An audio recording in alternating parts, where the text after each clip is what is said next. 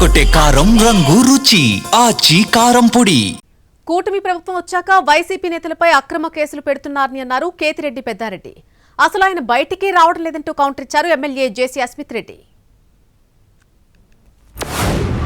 రాత్రి 10:30కు మీరు ఎనీ మండల్ ఎక్కడన్నా కానీ ప్రోగ్రామ్ చేసుకోవచ్చని స్టేషన్ ఆఫీసర్ అయినటువంటి సిఐ గారు నాకు మెయిల్ పెట్టడం జరిగింది.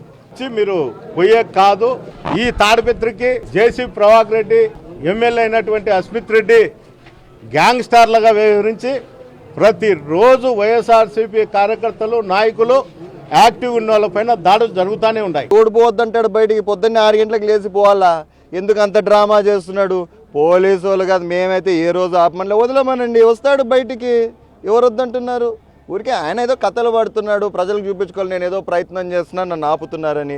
నిజంగానే చేసుకోండి, ఎప్పుడు రాకూడదు బయటికి, ఎప్పుడు కార్యక్రమాలు చేసుకోకూడదు. వదిలేయమంటే వదిలేస్తారు పోలీసు వాళ్ళు, ఆయన బయటికి రావాలా కదా. నిన్న మొన్న అన్ని రోజులు వదిలేసినారు కదా, ఒక్కరోజు కూడా బయటికి ఎందుకు రాలా? ప్రతిరోజు పోలీసులు బయట ఉన్నారా?